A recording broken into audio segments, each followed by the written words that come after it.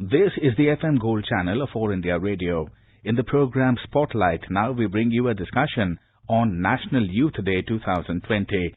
The participants are Praful Ketkar, political analyst, and Vijay Kranti, journalist.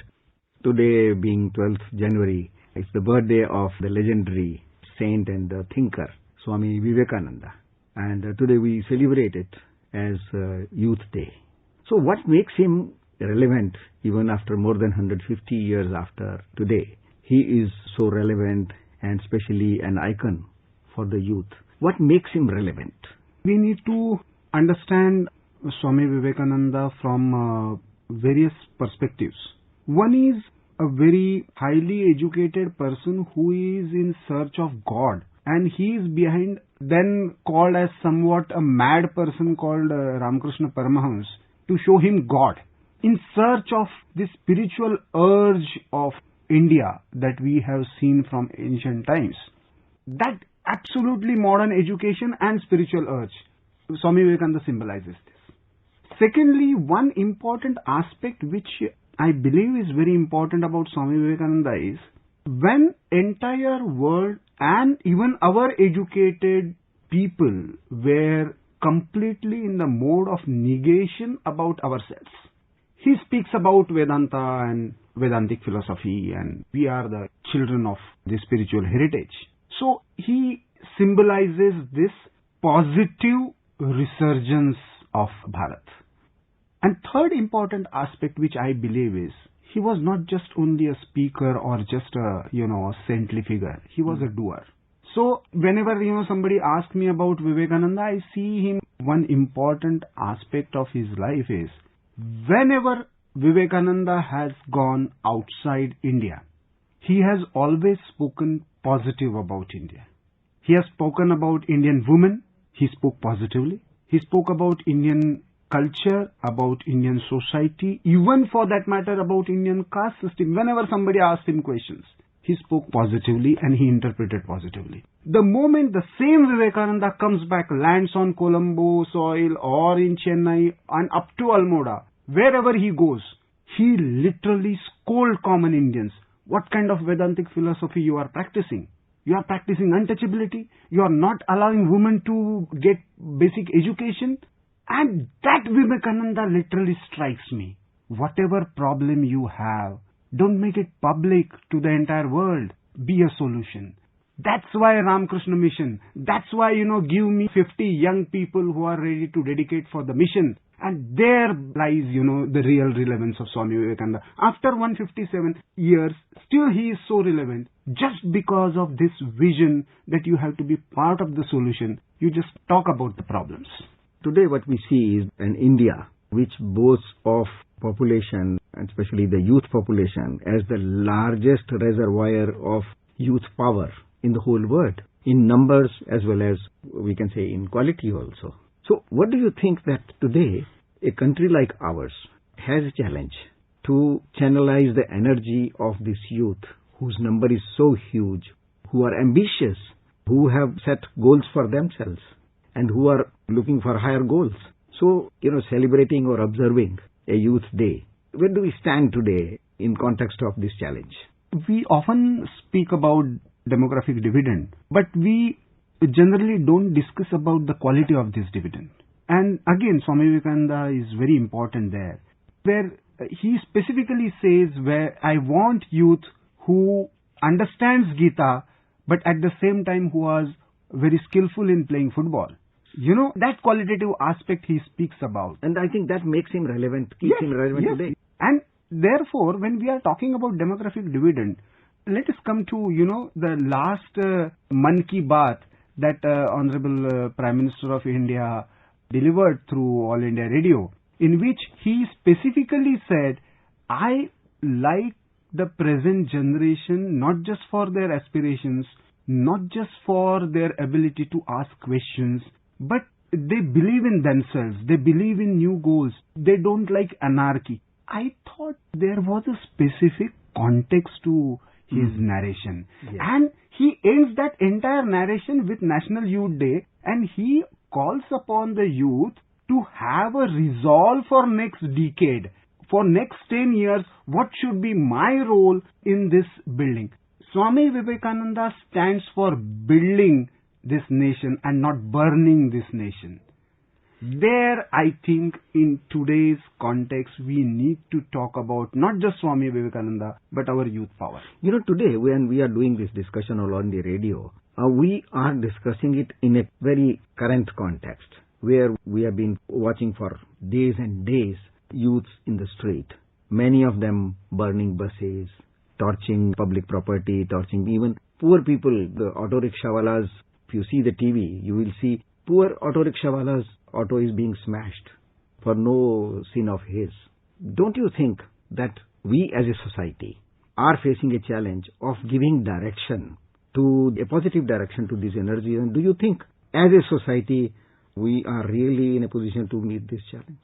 We certainly are. We have faced many such challenges. Standing for justice, standing in protest is not always a bad thing. But what has happened, unfortunately, and Swami Vivekananda himself spoke about this danger way back in 1890s when he is analyzing the imparting of British education in India and how the moment our children going to the school or especially higher education, they start thinking that our ancestors were fools, our father or grandparents, and he literally uses these words, lunatic, and that is the failure of this education. Unfortunately, in last 70 years, we didn't make any drastic change in delivery and the content of this education. And there I think we are, and that's why we choose wrong icons, especially the educated masses. The people who are coming on the streets or taking control of servers or not allowing anybody to take examination or beating their professors are not uneducated people. Yeah. They are very highly subsidized educated.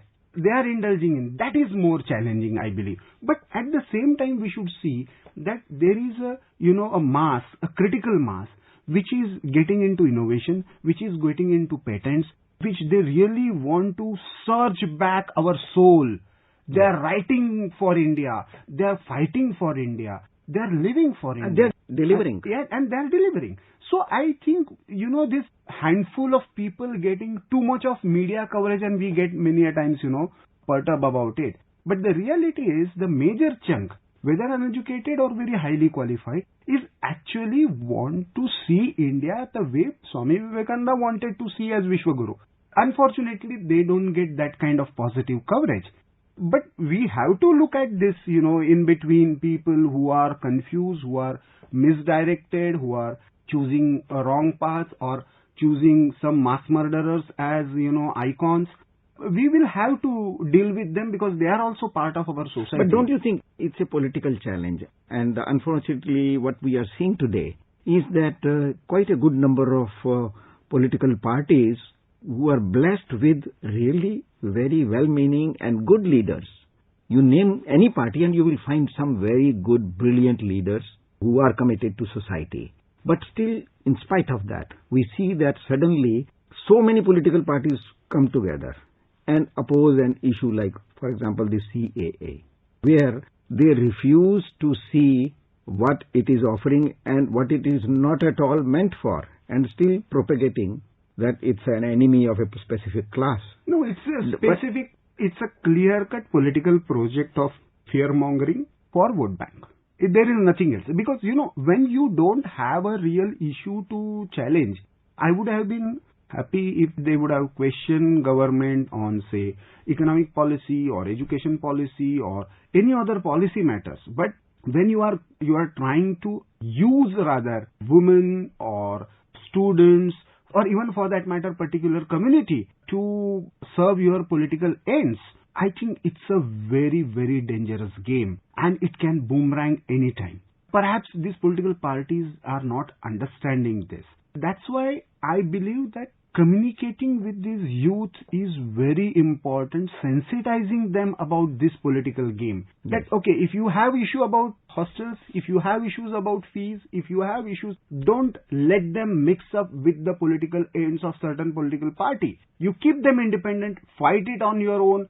Don't allow anybody to use your stage either to promote their political goals or promote their films or whatever it is.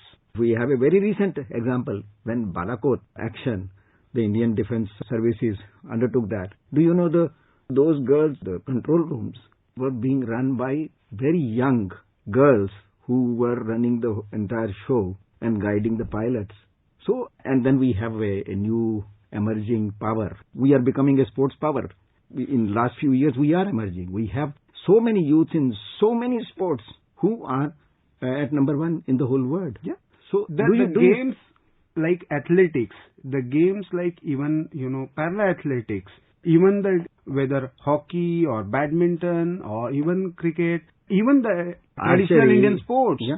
the way we are showing our strength, our power, and people who are coming from a very humble background, from a tier 2 city or rural background, that shows that this is changing India. Some people, unfortunately, again we need to understand, some people even outside India do not want to see this rising Bharat. No, that is in their interest. Their that is their agenda, and we should not worry about them. But unfortunately, some people sitting in India are furthering their agenda. That is a worrisome thing. And don't you think for this we need a national, a collective thinking, where we have to rise above those petty things, which govern, like you just now referred about, the votes. In democracy, vote is a very important thing, and every party should be worried about it. But don't you think we need to rise above these petty interests if we want to see India strong? This tendency of misusing or misguiding youth needs a very serious scrutiny by the society itself. Would you agree with that? Certainly. We need to draw a line, and perhaps that line was drawn by none other than Dr. Babasaheb Ambedkar when he delivered his final speech in the Constituent Assembly, where he warned about the symptom of anarchy. And he clearly said that now we have constitutional mechanisms available, so we should not get into any kind of act which is against the constitutional mechanism, against the democratic process. And there, to some extent, we should understand that this new generation, which is in teens or early 20s, they don't have any baggage. They don't have baggage of, either independence movement or emergency or Ram Janmabhoomi movement. And even casteism. Or even casteism. Yes. By and large, they are out of that also. Yeah. So they are looking for some kind of aspirational India. They represent the aspirational India. And I would like to draw a parallel. There was a similar kind of situation in the last phase of when Tilak was leading and then Gandhi took over in 20th century. So again in 21st century we are looking for similar kind of Bharat. So Prime Minister generally speaks about 75 years. I say yes, 75 years of India's independence is very important and we should have certain goals, but at the same time we should look at even the 2047, what kind of liberating spirit that we should represent. And Swami Vivekananda was actually giving that kind of goal, that even for that matter, keep aside your individual gods and their murtis and everything. Consider Bharat Mata as your the only god and their children. So that brings us to a very concluding point of our discussion. We have two parts, society and youth. And youth is a very big part of the society. Now the question is, who leads whom? Society should lead the youth or youth should lead the society? What do you think about this challenge? I don't think that this is either or. The right Indian thinking, as even Swami Vivekananda said, it's not binary. It is a multiple layered thinking. And therefore, Gita and football should go together. That's the spirit we should. The spirituality and material progress should go together. That spirit should drive who is leading, whom is not. The wisdom and energy, both are important and they should complement each other. So, luckily our youths have it in quantity as well as in quality. Thank you very much, Mr. Praful Ketkar, for participating in this discussion. Thank you. You were listening to a discussion on National Youth Day 2020. The participants were Praful Ketkar, political analyst, and Vijay Kranti, journalist. This program was produced and presented by the News Services Division of All India Radio. This program is also available on our website newsonair.com. You can also follow us on the News on AIR app for updates. You may email your opinion about this program at airnsdtalks@gmail.com.